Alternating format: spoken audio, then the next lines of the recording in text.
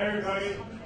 So my name is Jim Conway. I'm the co-director of the Digital Scholarship Lab, along with Matthew Shaw, who's Dean of Libraries and who is or may be coming. The library is represented by Brad Faust over on that end as well. So the lab is a joint undertaking of academic affairs and university libraries. And part of the idea is to pull people together to talk about different kinds of digital scholarship, exchange ideas, promote collaboration, find new things to do. So we have all of that going on, I think, here this afternoon. So I appreciate everybody coming out.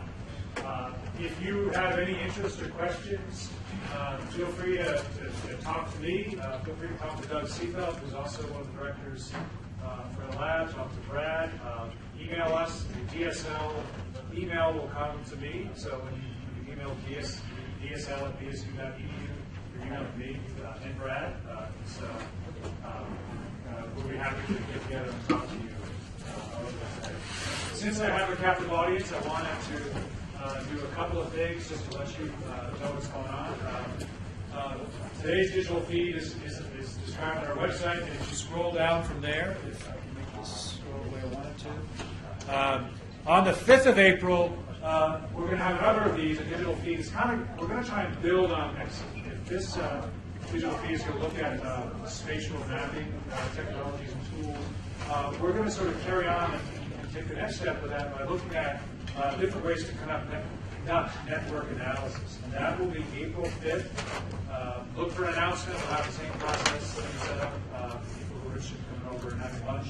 The 5th is a Wednesday, so if you're planning around your class schedule, you can start doing that now. Part of what we want to do on the 5th is to set up a workshop on network analysis that's going to take place the following. We are, on the 5th, we're going to have a remote presenter. His name is Jason Hepler. He's at the University of Nebraska, Omaha. He just moved there from the Spatial Lab at Stanford University. And so he's going to talk on Wednesday the 5th remotely about some of the network analysis tools and projects that he's been involved in. And then he's going to come out here the following week, and he's going to give a talk on the 12th, on the evening of the 12th, and look for more information about that later. And then he's going to undertake a workshop on the 13th, in the afternoon of the 13th of April. That's going to be a first-come, first-served, or space is limited at least, event. So we'll put up some publicity about it, and if you're interested in that, let us know. We can talk about the details a little bit later. The other thing I wanted to call your attention to, we just closed a couple of weeks ago our first round of fellowship applications. And the lab has the ability to award fellowships to help faculty who are engaged in research projects that involve digital tools or that result in digital products.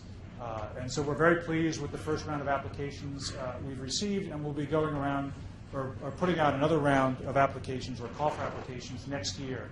So please look for that late in the fall and early in the spring, and the applications will be due in February each year. So this afternoon, I wanted to just introduce very briefly our 4 presenters. They're each going to talk very briefly about a different aspect of GIS and mapping technology.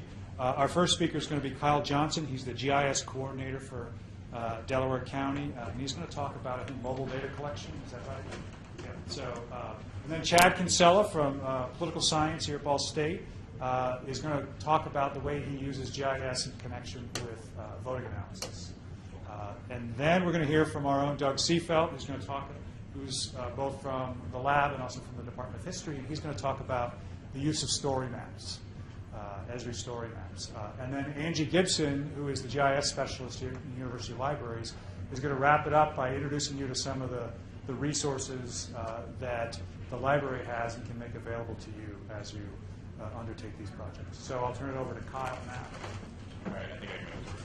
All right, so I am the GIS coordinator for Delaware County. I'm a graduate of Ball State back in 2001, and I've been with the county for since then. So I'm going to talk a little bit about some of the mobile applications that we've used in conjunction with Ball State Immersive Learning programs through the years. So the biggest user of some of the applications that we've helped develop is the Ball State Urban Planning Neighborhood Studio.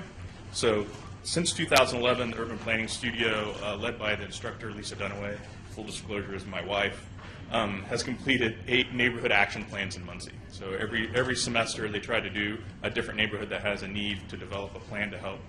I just went off for a second. A plan to help the neighborhood get organized and figure out what they want to do to make their neighborhood better. They were the first kind of group that we started really using mobile applications through Esri to make edits to our databases. So we learned a lot working with these classes over the years. It was really kind of clunky.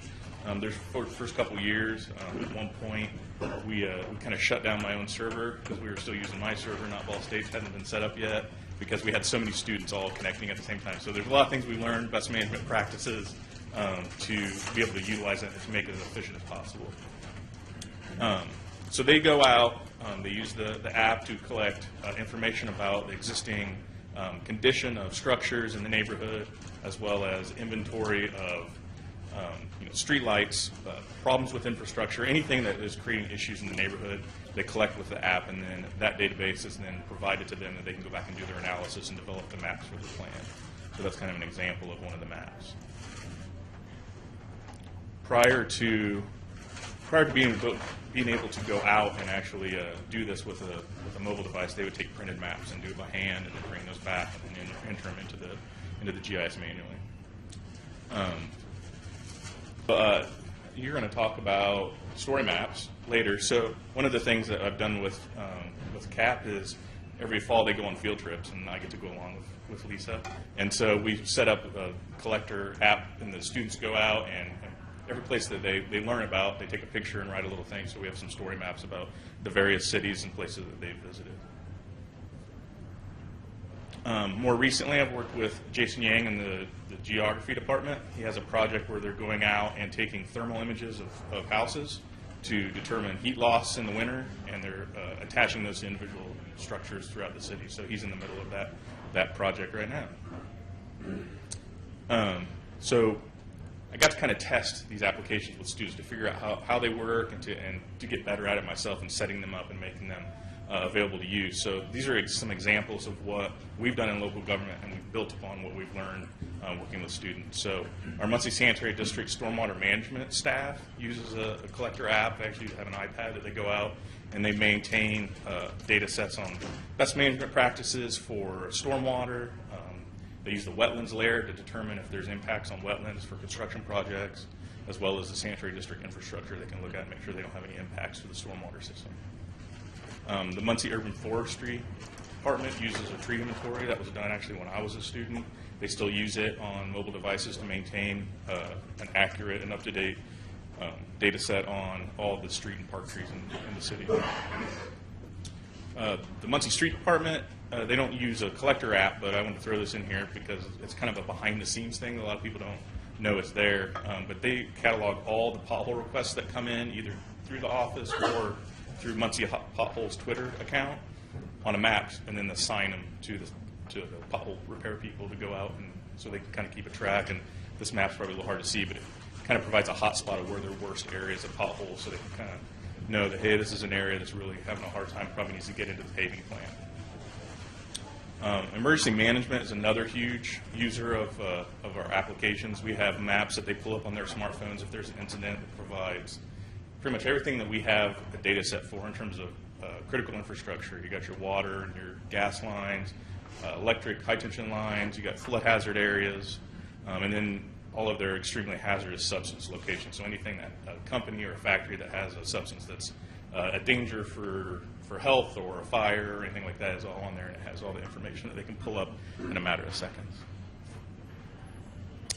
This is another example of emergency management. This was 2011. Grant County got hammered by tornadoes in real late fall, almost early winter.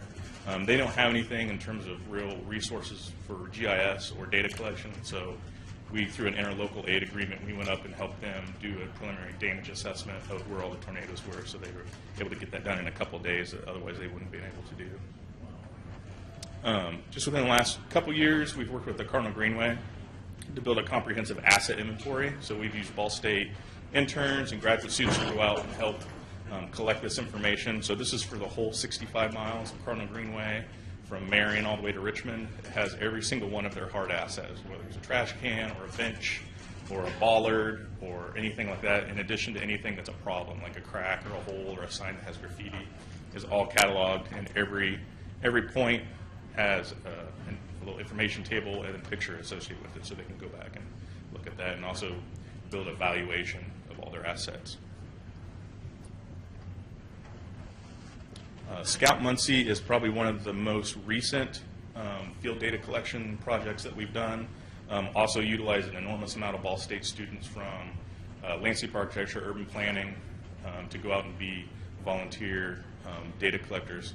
The city and didn't really have a data set on vacant houses, so houses that have been left vacant. They kind of had an idea, but not a solid inventory database. So we went out and collected all 30-some thousand parcels of the city and assigned some various attributes that we just didn't have before. A lot of it was in terms of historic preservation.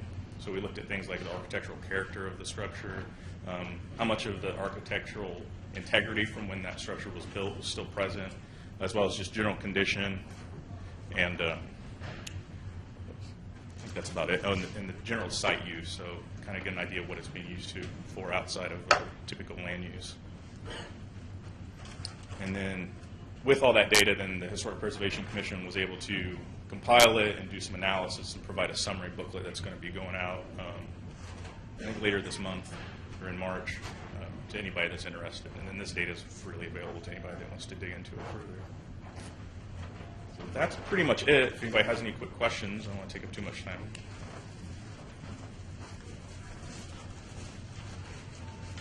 Thank you.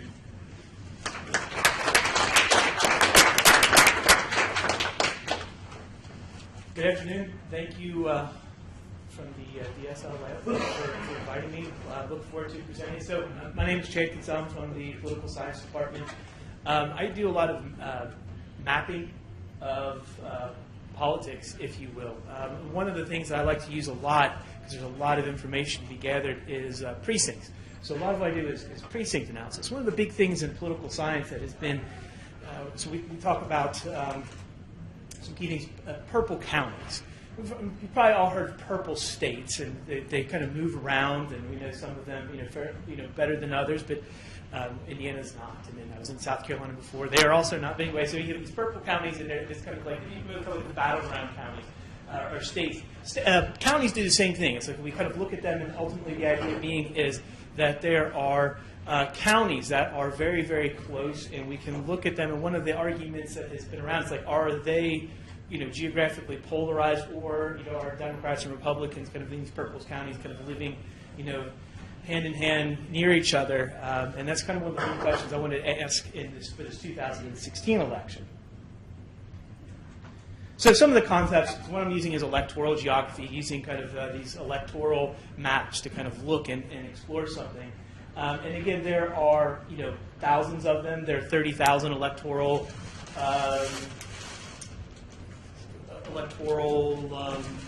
spaces, if you will, in California alone. So there are thousands throughout the country. And the big thing I'm looking at is kind of looking, are there patterns? And there's ways to look at this. And so the big thing I'm using are precincts. Precincts outside of the individual are the smallest unit of electoral analysis. This is where you will go up and show up and vote, the day of election, or in some states, that's where you might send your mail-in ballot or whatever it might be. So every state has these, and they are the smallest outside of the individual way to look at people. So there's some theories. I'll throw these out there. Sorting is this whole idea that people, we, are moving to places where our fellow partisans are. And again, this kind of goes into lifestyle ideas. Polarization is this kind of movement of the ideological exchange to the two parties. And then to get to what I mostly focus on is geographic polarization. Are we, polarized geographically by partisanship? And a lot of the evidence points to yes. And I'll let you all kind of look at some of these different things. So what I did is I gathered 10 counties throughout the country And you can kind of take a look at these. And again, Cobb County, Georgia, was the margin of victory for Hillary Clinton was 2.16%, and Trump won Pinellas by 1.1. But you can see here the margin of victory for either candidate presidential election was very, very tight. So those were the 10 that I found. I tried to, not really random, but just try to find 10 counties that were very, very close, that were spread out evenly across the country, and try to take a quick look at them. And the way we look at this, and I won't go into great detail, we'll use this kind of global Moran's eye to give you kind of an idea of how much clustering is going on within a geographic area, in this case a county. So first one, looking at kind of Bucks County, and again, there wasn't all that much. So you can kind of see, so I've got it measured, 30 to 40%, 40 to 50%, or I'm sorry, 25 to 35%. I'm trying to capture, the yellow was kind of like in between, the 45 to 55%. You don't see, some very huge extremes here, but Bucks County has been this like perennial purple county in Pennsylvania for a long time. But again, you can kind of start to see that there is something going on with this. Some of these counties are a little bit more extreme than others. This is Clark County, Washington, and if you look at this, you can definitely tell which way. What is that? Oregon. What is that? Portland, Oregon is. In that case, again, so you can kind of see this in a little more detail. Oops. Here's Cobb County, and you can definitely see which way Atlanta is on the interstate. Hillsborough County, New Hampshire. This one is, you can kind of see it's kind of an odd one. Anyway, so that is New Hampshire. This is not too far from here, Montgomery County, Dayton, Ohio. Again, you can probably see where Wright State and the city are.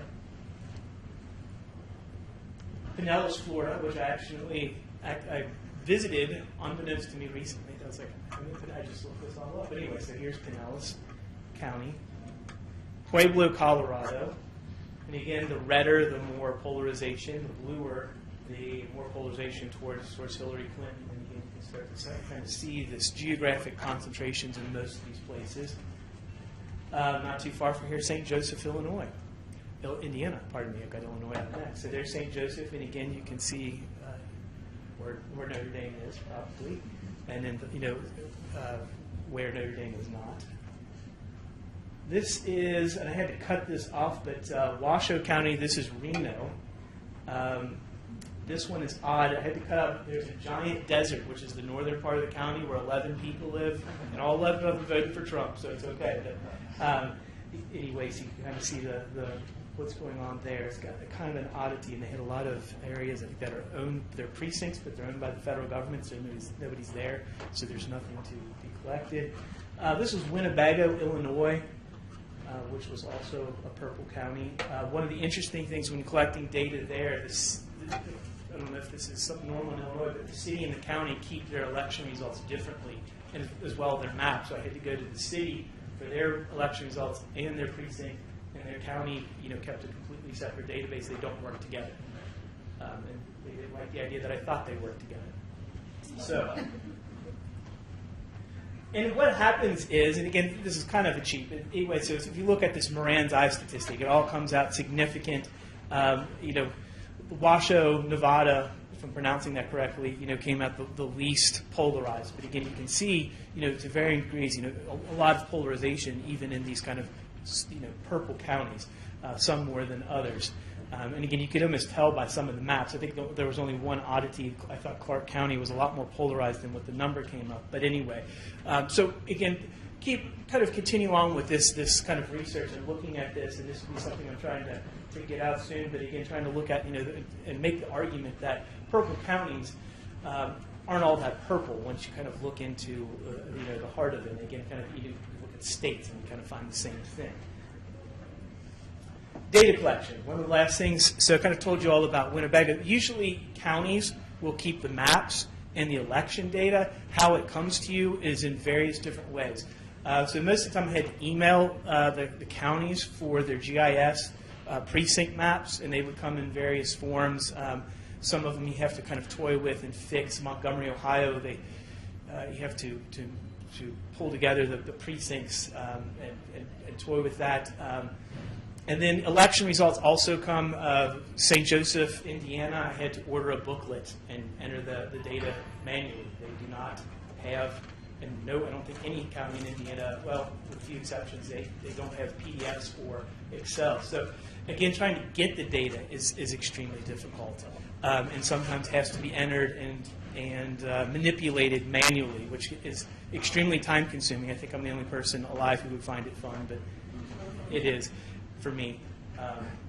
But so that's kind of the data collection behind it. So this is kind of where I'm going with my research and what I look at and kind of talk about when we think about looking at geographic polarization and sorting. Where are people, and where do they live, and do they all vote the same? And some of the stuff I'm doing also is with turnout and some other things like that. So that's kind of what I'm doing, and you can look at this with precincts, you can look at it with counties, and that's basically the kind of research that I typically do. You can even do it with kind of state legislatures. It's kind of interesting, and especially if you kind of put them on top of each other, to kind of look at like the precincts and so on and so forth. And you can see how gerrymandering comes into play. But anyway, so these are the types of things I do, and again, this is something else that can be shown, and you can look at using kind of this type of spatial analysis. Thank you.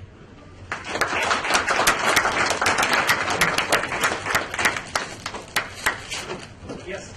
Yeah, thank you for that very interesting presentation of your research. You mentioned turnout only at the very end, and from what I've been reading, the difference in the swing of the country between 2012 and 2016 was the turnout was significantly down in democratically leaning areas, especially urban areas in certain key states, Wisconsin, Pennsylvania, Michigan, et cetera. So I am kind of curious about how you're measuring turnout as a variable in your polarization model. Usually I measure it differently. One of the things I'm going to look at with this, which I have, there's 3 counties I don't have that they haven't released the turnout data for.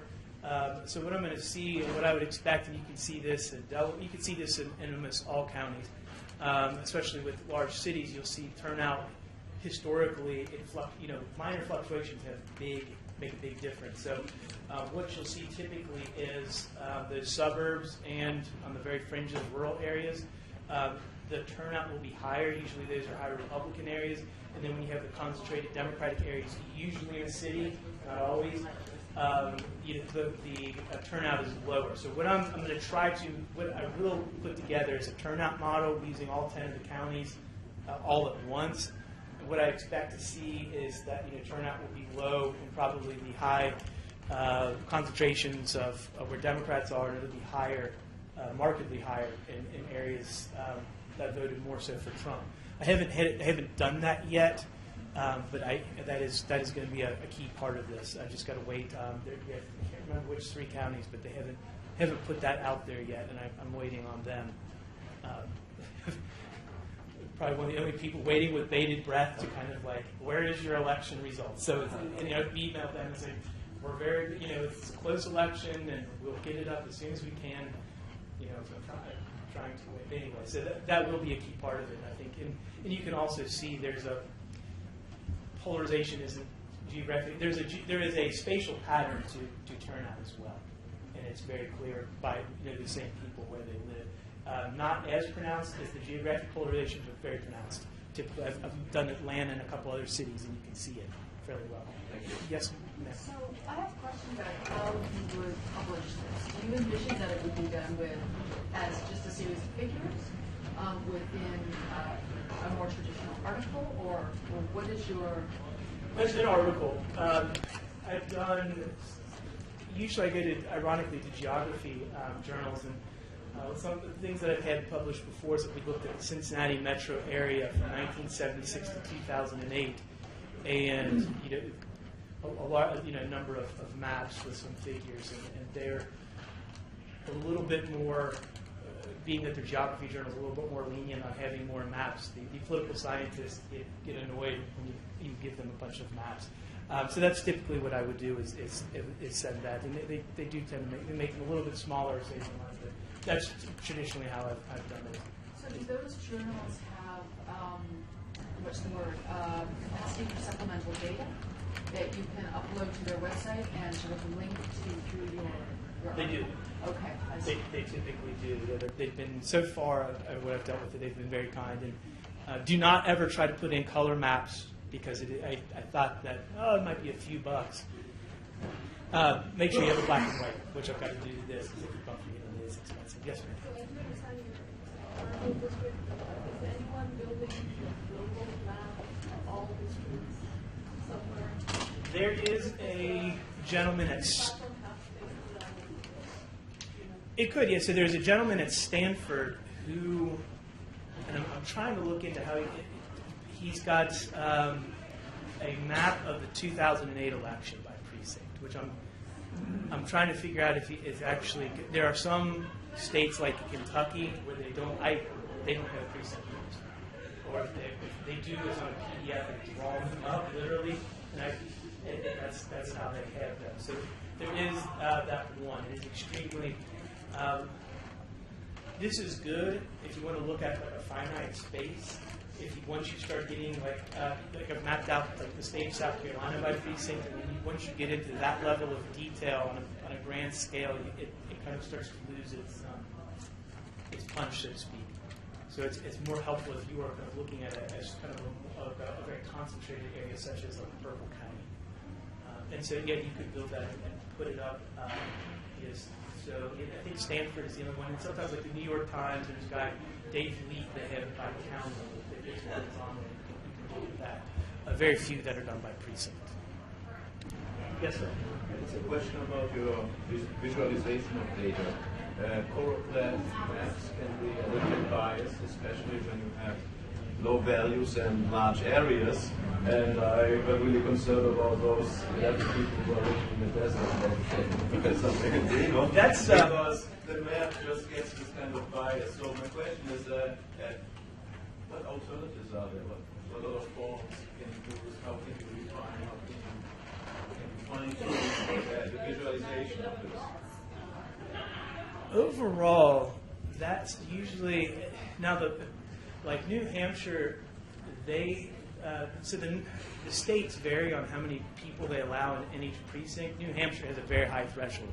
Like there are some of their precincts that have 3,500. So that fine-grained information that you get is a little bit lost. Washoe County was the one oddity where you had some precincts. I don't know if that's, I guess Nevada being a very a desert state where you had these small numbers of people, and I was going to throw out Washoe County because it was, for a lot of different reasons, weird, and it had those problems that you talk about. Because the counties out west are so big and there are so few purple counties, you can't find one in California, Arizona, or New Mexico that had a substantial population. So it was either Washoe County or bust, essentially. So I had to keep that. But yes, there are some definite problems, which I'm going to have to go into and explain. And it does become very problematic. But with the other places, that generally doesn't happen, with maybe one or two exceptions. That you'll have kind of a weird precinct that only has 10 people in it for various reasons. But that was an extreme problem in Washoe County, where and that's that is an artifact of I guess Nevada and the desert, perhaps. So I've seen maps like the Electoral College last year where, say like Wyoming, which has a pretty big footprint, but only has 3 Electoral College votes. So it's shrunk, and so its representation is very tiny. So are those options available to you, or you can more actively reflect and weight? You could weight them, definitely. Generally in the Midwest, because of the laws in Ohio and Indiana, and to a degree Kentucky, they have pretty strong limits on how many people. I think Indiana, it's like they don't want any more than 1,100 registered voters in a precinct, and then you have to split. Ohio is very similar.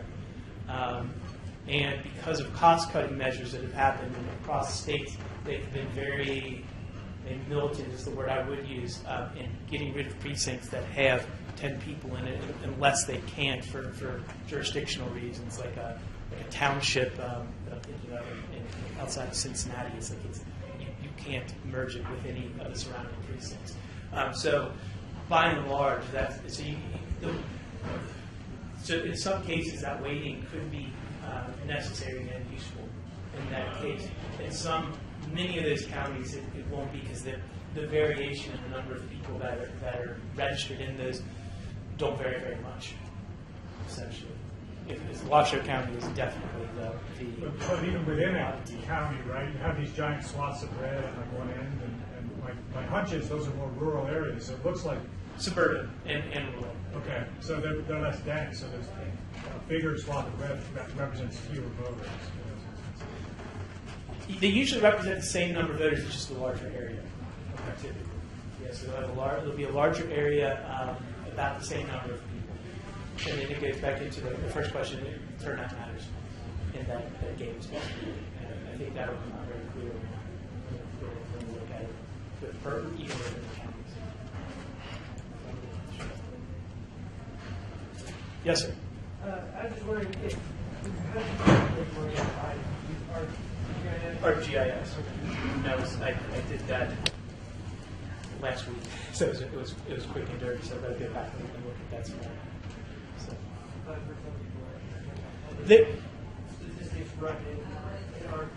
There was an article that came out of England that they were looking at. I think in London. I can't remember what they call precincts and something else, but something similar to that. And they had some similar problems that they all come out statistically significant. So I'm trying to find a different, outside of just kind of eyeballing it, maybe like a simple variance, running variance to see what the variance is. There might be some other things outside of that. So there are some problems just using that, because as you saw, that even like Washoe County, which seemed to be pretty evenly distributed, and Bucks County as well, they still come out pretty significantly clustered. So that was something that they found in London. So that's another problem to try to piece out and deal with as moving forward. Thanks. So to kind of echo something that Jennifer said, I think that students in the digital scholarship lab, we are interested in exploring ways to publish this kind of material in a digital format.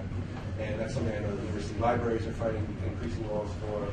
And so maybe the future will look different than just putting maps in journal articles. And we'll also find ways to share our data, as we're talking about, through the library as well.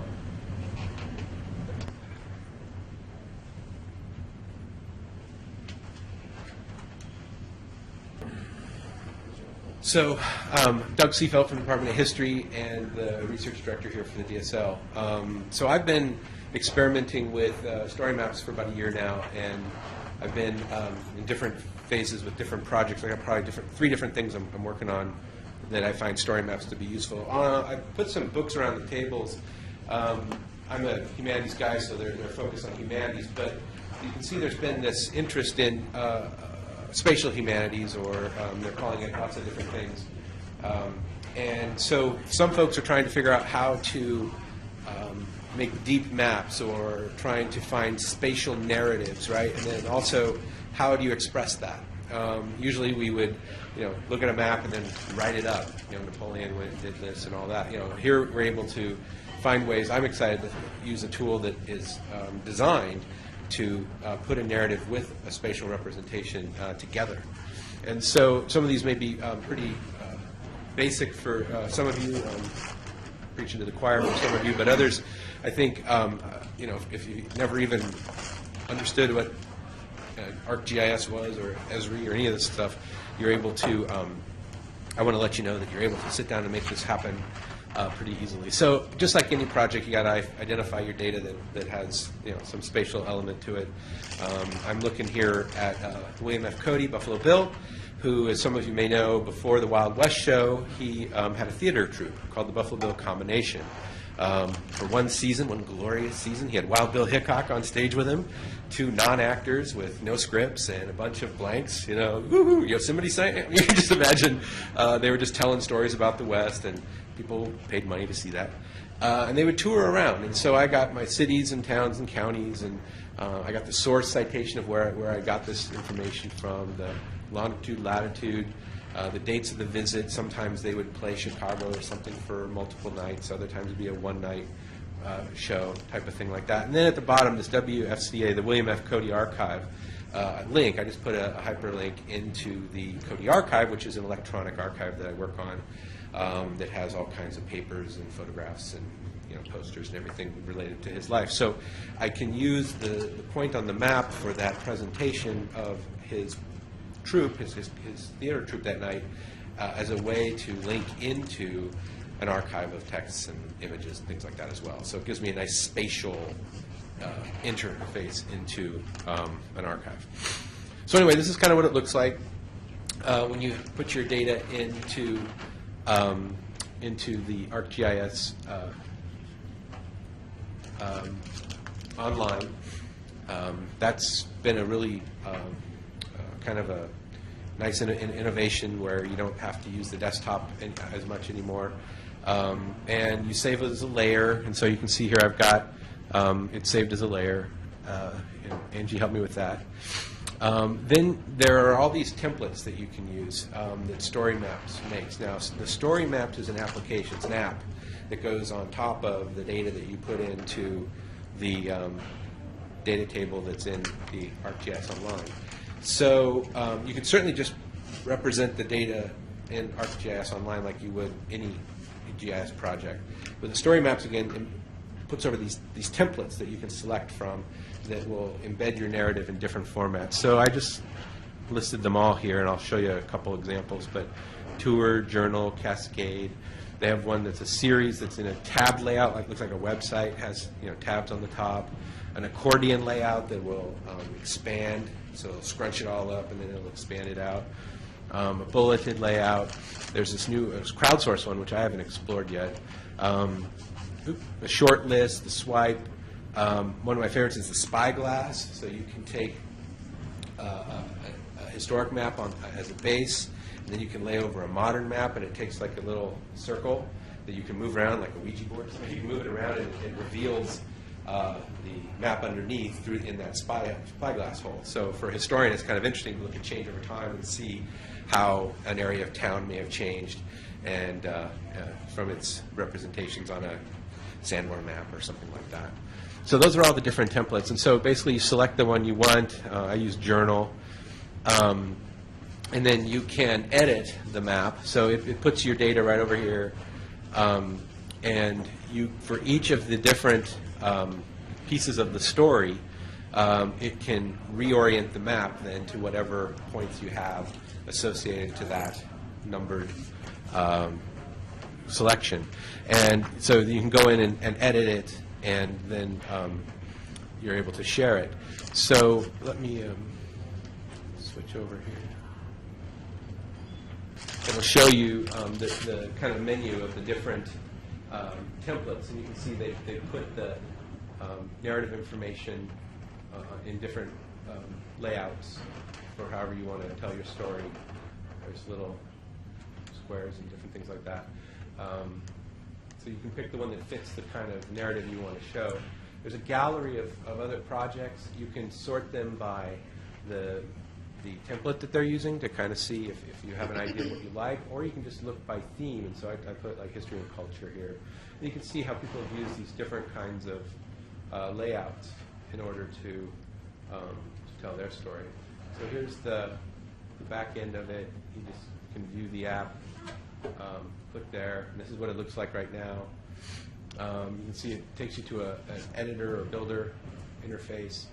Just click on this little pencil, and you can go in and put your text in. But then, for each of these dots, it represents a piece of the story, and you can have as many of these as you want or as few. And as you scroll down, then it'll just take you in where you can kind of see what's going on, and then all the points. This is where the data table gives you that information, and then I've got a link into the Cody Archive for any item that comes up with that city or something like that. So this is, I think, a really interesting way to take a lot of data. I've also done a map, working on a map with the Wild West show. Of course, he toured both North America and Europe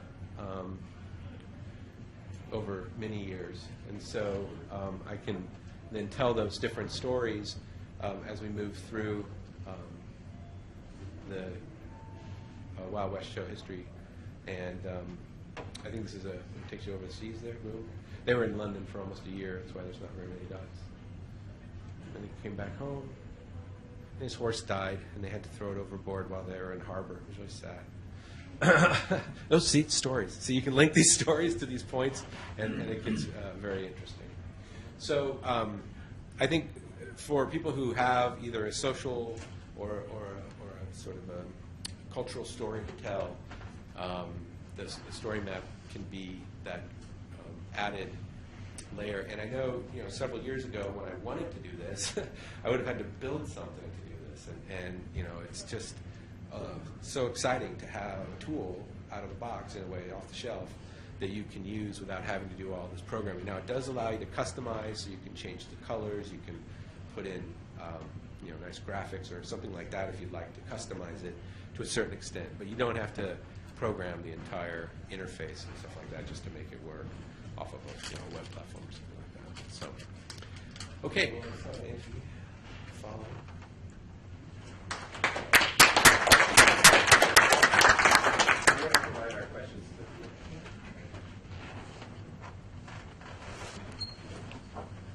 My name is Angie Gibson. I'm the GIS specialist here in the university libraries.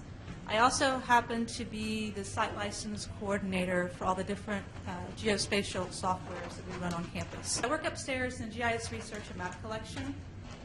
We are kind of a one-stop shop for GIS on campus. We offer access to all the different softwares on campus. You can come see me, and I'll get you software for your labs in your departments, software for your laptops or your students. I can also help you with projects. So if you have a bunch of data and you're wondering if it can be mapped or if you can do spatial analysis on the data that you have, you can come talk to me and we'll look at your data set. We'll see if it would benefit by doing spatial analysis on your data. And then I can help you pre-plan. I can help you figure out what kind of software you should be using, how your data set, how your Excel table or your whatever database you're using should be set up. We can talk about what you want your end product of your GIS analysis to be, or whether you want it to be something that you're hosting online, or if you want print maps, or if it's just going to be more data that you're creating, because sometimes you do GIS analysis, your end result isn't a map, it's just more data. And then I can also offer training. Here on campus, we primarily use ESRI data, ESRI software. ESRI holds the market, thank you, for GIS software around the world. So that's what we teach primarily here, because that's what students will be using when they graduate.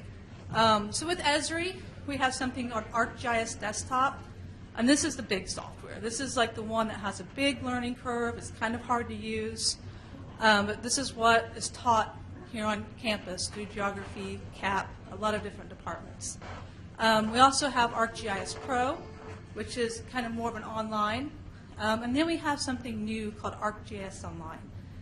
This is an online app. So you can have a Mac computer, you can have a Microsoft computer. You don't need to install anything. It all runs off Esri's servers. And so what you were looking at with Doug's story map and some of these and his collector apps, this all runs through ArcGIS Online. Anybody on campus can be signed up and get an account for our Ball State ArcGIS Online account. You just see me. And then we have in-house training on how to use it. There's also just online tutorials, so I can show people how to use it, how to get started, how to upload their data. I have had a lot of requests lately for open access GIS.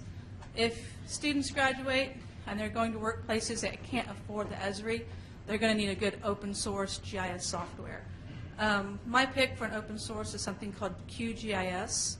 I've been teaching myself the software for the last couple of years, so if anyone has interest in open source GIS software, you're more than welcome to come see me. I have access to online tutorials.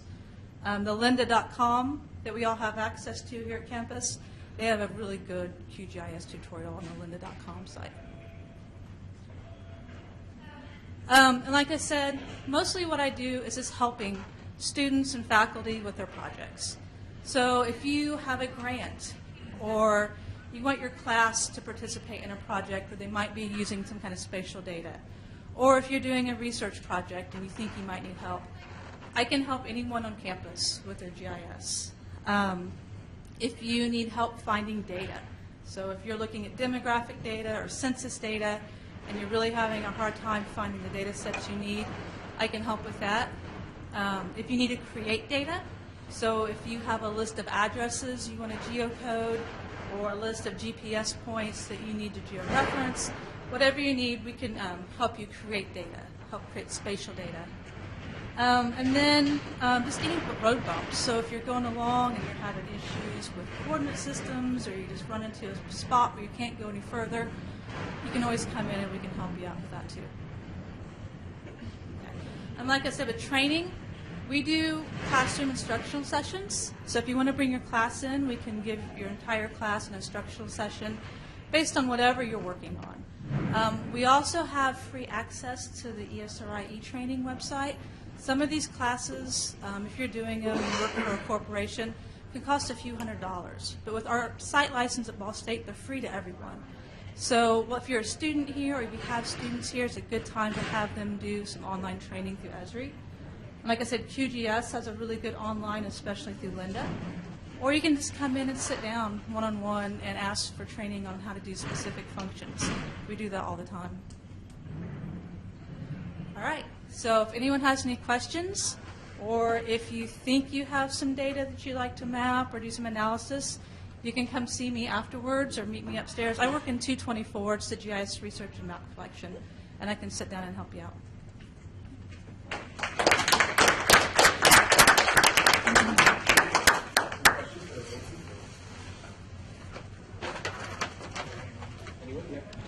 Yeah, I have a question about, so I'm an art historian and I teach classes on, say, for example, rowing.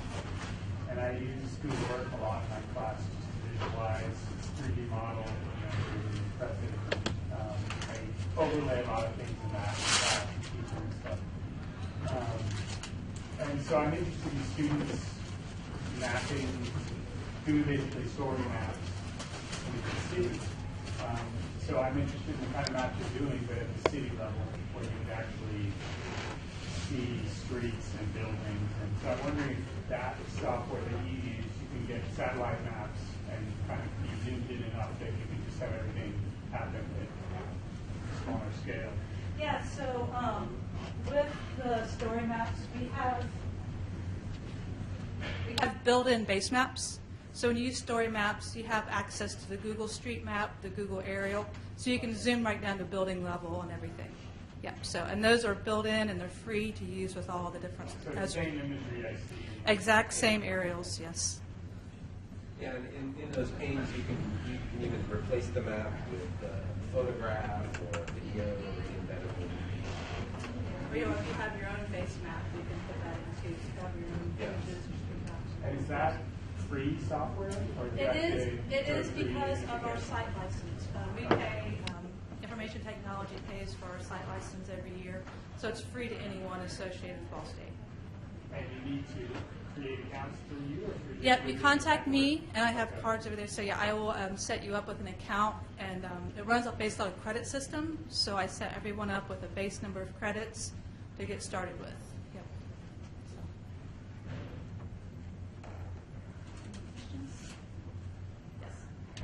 Now, if you have really large raster files that you want to use to online with that on the server, then they have no space to that information in the area. You have your own that you want to upload. How slow does that run? That's one of the things that's kept me from trying to transfer to ArcGIS online and just doing it. When you're in ArcMap, when you go to upload it, like when you do the share, create your cache. You can create a cache before you upload it, and so you can set it at however many you want to create, how many different levels. But if you do it in ArcMap before you upload it, it won't use any of the credits. And that'll speed up all your refreshing in ArcGIS Online. It's getting better with every new release. The first year that we had it, I ran into the same problem. Every large image I tried to upload bogged it down so much I couldn't zoom in or out and it wouldn't refresh.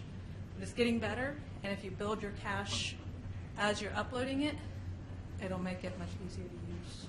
So it uses credits when you're requesting new? It doesn't use credits when you request new. It will use credits if you create the cache when it's already uploaded into ArcGIS Online, and it'll just use storage credits. But it doesn't take very many just for storing aerials.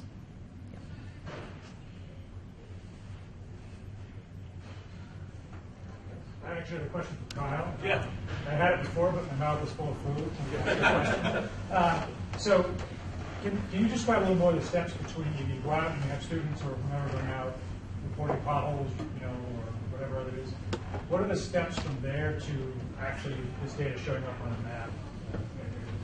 Is it automated or is it something you have? Yeah, it's immediate. So usually we load whatever base map data that they're collecting. So if we would load in the buildings, so they would then click on to rate a condition. Or if the data doesn't exist, it's just an empty data layer, and then they choose what they're collecting, whether it's a street light or a clock storm drain or anything like that. So we publish that online, and then they consume that on their mobile device and edit the information, and it's immediately, it's live. It's available online. So you just have to you create that once as a website essentially that Right. everyone has access to. Yep. And then once they're done, like for their planning, for example, you just go and you export that whole map as a file geodatabase, and now they have a container that they can put on their local computer server to do further analysis or anything. Okay. And that is using the ESRI collector app, which is something that we have access to here, and it works with the ArcGIS Online account, so they interact together. What's the precision make that how useful, if you're mapping a house, plus or minus 5 meters is okay. Right. If you're mapping a pothole, plus or minus 5 meters, it can be the wrong street. It's dependent on a couple different things to the device, how good the GPS is in the mobile device, the current satellite coverage, another thing, sometimes it's off. I have noticed that probably the most accurate thing that students have been trying to collect are ADA accessible handicap ramps, and they'll scan right on and collect them, but when they bring it back, it can really zoom in, they're all kind of off a little bit, so they'll have to manually go in and kind of tweak them, put them, you can see them on their photo, put them where they need to be, just because there could have been a lot of tree cover that was thrown off their GPS coordinates. So yeah, it's not that great, but it's okay for general. Definitely not survey grade. And because we can look at the aerial photo and fix. If you're doing something like John Taylor does, where he's managing these forests, clearly the cell phone's not going to work. But for what you're doing, I'm assuming you can go through and fix it pretty quickly just by looking at the aerial. Well, like for the Scout Muncie project, that was all 36,000 parcels. They already had a point to look at it. So they didn't have to locate anything. They just had to locate themselves and know that they're standing by that house and then click on the point to go ahead and Is there any way to get any programs that will allow you to harness GPS information from a smartphone and post-processing? There's Trimble makes a device that's a higher quality GPS system than Bluetooth that you can use with your mobile device. But I don't know about post processing.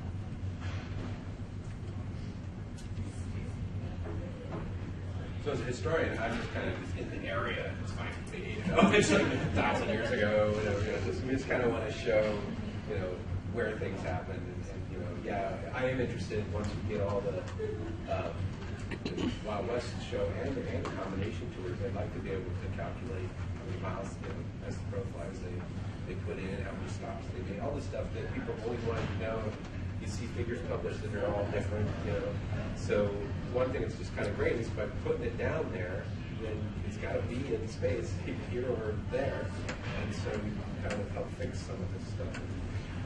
By connecting this to primary sources, the newspaper articles, the photograph, the show, all that stuff, the correspondence, we can kind of tell that they did go there, or sometimes that information's a little fuzzy. Well, that's my question, actually.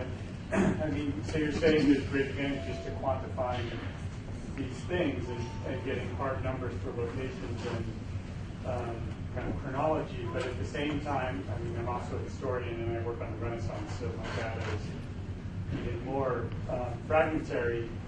When you have data that's incomplete or is ambiguous, but you're forced to make a decision about, a hard decision about what time should be or what the place should be, you don't have that specific information. How do you make that clear in your map or in your chronology? Yeah. Because history, right, is never certain. Oh, absolutely. It's interpreted. But when you get a map, it looks like it is. You should meet my colleague Jennifer De Silva, who's right behind you, who's actually working. And I work on Renaissance Rome. Oh, okay. She's facing the same problem. Absolutely. And in fact, I was doing that with the map of Bologna in the 1500s, looking for churches, many of which are no longer there. And using story maps, when you click on the point where you wish it was still, it pops up, and then of course there's a notes area after all of the fields that you have information for, and you can write in, church no longer there, or whatever other information you have, and references to other publications or maps, or even images that show the church as it was once. So you just annotate your decisions. Contest. I mean, that's all you can do. Right? And you're the expert, so you can frame it using all the information that you have to show it as it once was. This ties into something real quick. I was going to say, on the ArcGIS Online, something that ties into what you're talking about, it's not just to make maps. You also share your data. So when we go through and the students upload data or faculty, you can choose to share it with every other single person in the world who's using ArcGIS Online. So it becomes like a data warehouse. So when I go on there and I need to make maps, instead of creating everything from scratch, I can go through and search for things that anyone else in the world has made and decide to share with the ArcGIS Online account. So there's, like historic county boundaries. There's so many data layers. And on top of that, most of the government entities, especially in the United States, they'll share all their data. So you can get on ArcGIS Online and have instant access to all kinds of demographic information. So you don't have to go to like the American Fact Finder and download and join and fight with data for 2 days to try to get it. It's already there and shared, which is also something that we always try to get people here on campus when they're using it, is to share their data. Because when you share your data and other people have access to it and can build upon it and reference it in their own studies, it's so much better sharing your data. It makes it easier for us who are trying to do mapping when things are already there and we have to recreate them constantly. It is scholarship, right? Yeah. It's something it's data. I'm going to call out Hayden in the back here, a graduate assistant. He's been working on his own research project for his master's degree, and you found the layer, didn't you? Yeah, I studied Vikings, and one of the layers that I found already made was somebody had gone through and taken like major Viking trading towns across all of Europe and basically mapped out the different routes they used, the rivers, the seas, through a bunch of stuff, and that kind of just allowed me to not even have to bother with that end of the research because somebody already had it there available, and the layer could just directly go onto whatever map you're making at the time. You don't even have to transfer. You can literally just click a button and it'll be there.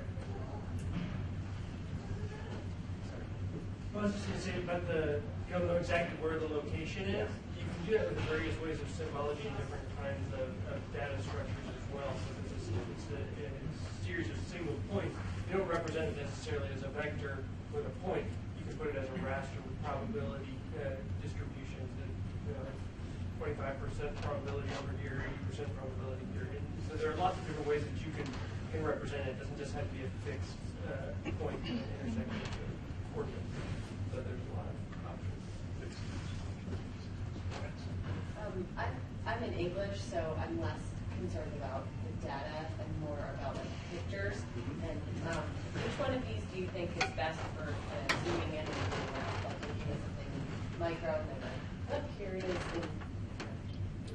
in big picture. I think you'll find a lot of examples already in the university's story map, their gallery of people who are doing this with mapping novels. And that's got Fitzgerald's New New York, or Yeah. there's this stuff that's going on. So somebody's doing like a sister carry in Chicago. Yeah, I've seen some Buffers, counties, yeah. imaginary. So yeah, even imaginary space. But they're pretty interesting ways to do that. I think it's really something you can zoom in or zoom out as far as you want. And if you have maps, or if you create a map or a paper map, we can scan those in and then georeference them to kind of fit where they're supposed to in today's coordinate system. So you can use your own paper maps or a map out of a book as your base instead of like today's road network. So you can do that too. So if you have something that corresponds directly to a book that you're working on in your class, or so we can use historic maps, maps that you've created, or anything scanned in as a backdrop to the story maps. Well, that kind of wraps up our time, but we do want to say that we're right over here now, in this room over here, and we're happy to have a consultation at any time. Bring Angie down. Not at any time. Well, not at any time. Many times. Within reason. But we'd love if we could show you some other ideas. We're going to try to amass some resources through our website, including these presentations and stuff like that. So we just hope you stay tuned and be connected with what we're doing and share your ideas, and we'll see what we can do to help you out. Stay tuned for the next one as well. Thanks for coming.